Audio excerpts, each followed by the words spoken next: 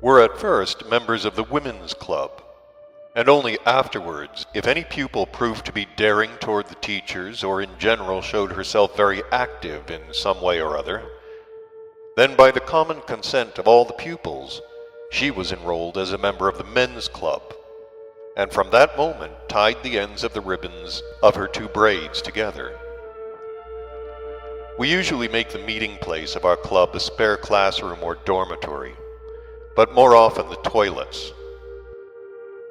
The members of the Men's Club have in general the following privileges. They have the right to choose and to command as many as they like and whom they please of the pupils who are members of the Women's Club. And these latter are obliged always to gratify every wish of the given member of the Men's Club and do their utmost to make her stay in our boarding school easy for her. As, for example, to make her bed in the morning, copy her lessons, share with her presents sent from home, and so on and so forth. The chief occupation of the clubs consists of reading together forbidden books procured by one of the pupils.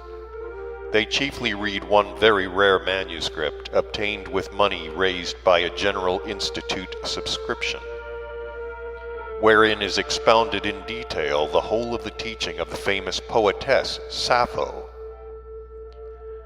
I must tell you, my boy, that Sappho was the name of a certain Greek poetess who first discovered there on your planet the way to real happiness for many women of the Greek, Roman, as well as of the contemporary civilization. This great creator of women's happiness had her dwelling place on the island of Lesbos, from which word originated the title of those women who have already become worthy to understand and to actualize during the process of their existence the teaching of this remarkable woman, and who at the present time are called lesbians. This foster child of mine, who had chanced to become my enlightener upon the subtleties of the psyche of the beings of the female sex of your planet, further explained to me that every pupil of the Institute who was a member of the Men's Club could choose for herself as many partners as she wished for the common pastime, this of course proceeding in full accordance with the teachings of the poetess Sappho. I think that thanks merely to this one fact which I have related to you out of thousands of other observations of mine, you can already clearly picture to yourself that such a phenomenal ugliness could not exist among the rising generation if the notion was not prevalent there that it is exceedingly indecent to talk to children about the sex question. This notion of decency came down to contemporary civilization by inheritance from beings of the epoch called the Middle Ages. These candidates for Hasnamusses of the Middle Ages, having been among the chief agents in the destruction of the real meaning of the teaching of the divine teacher Jesus Christ, then also devised and introduced into everyday existence as a regulation the maleficent invention which they call bon ton.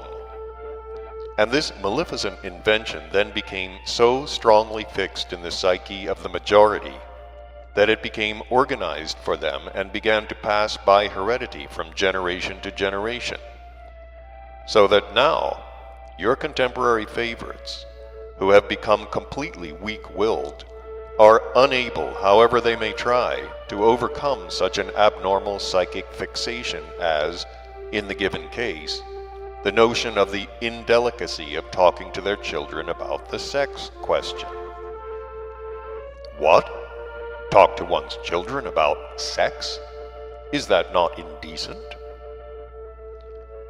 At the present time, the people of contemporary civilization talk to their children and teach them for their edification only what has been invented and is being invented in the manuals of various candidates for Hasnamus individuals under the aforesaid title of bon ton.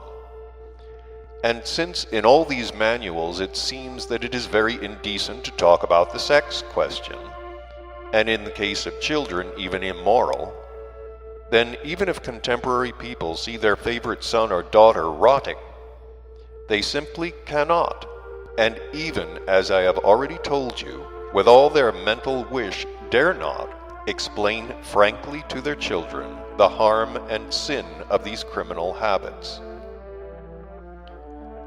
And so, my boy, when my good acquaintances, the senator and his wife, had returned from Siberia, and I was free of the obligations I had taken upon myself in regard to my pet, their youngest daughter, there just then occurred the aforementioned event, which served as the beginning of my special observations and studies of this terrestrial contemporary question, maleficent also to themselves. This sorrowful event occurred there in St. Petersburg itself, in just such another educational institution, and consisted in the following. The headmistress of this institution, finding that one of her pupils had behaved contrary to their famous regulations of decency, reprimanded her so harshly and so unfairly that as a result, the accused and her friend, two growing girls with the germs of data for future normal women mothers, hanged themselves.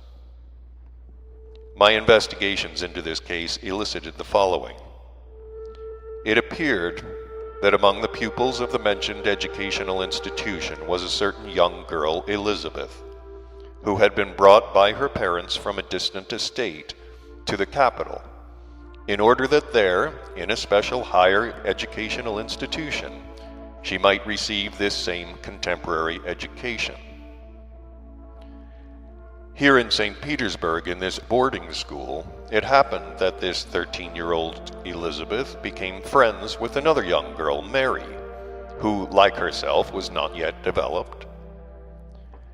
The same year, on the day of the spring holiday, or as it is otherwise called there, May Day, all the pupils of that higher educational institution were taken according to custom for an excursion into the country. And these two bosom friends happened to be in different groups, which were walking at some distance from each other. Out in the fields, Elizabeth chanced to see a certain quadruped animal called there a bull, and very much wishing for some reason or other that her bosom friend Mary should not miss seeing this dear quadruped animal, she shouted, "Mary, Mary, look, there goes a bull."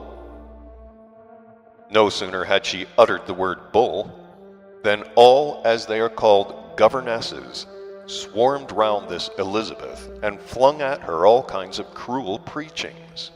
How could one utter the word bull?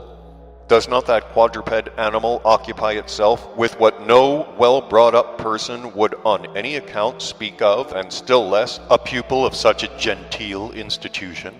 While the governesses were persecuting this poor Elizabeth, all the pupils of the institute gathered around, and the headmistress herself came up, who, having learned what it was all about, began in her turn to reproach Elizabeth.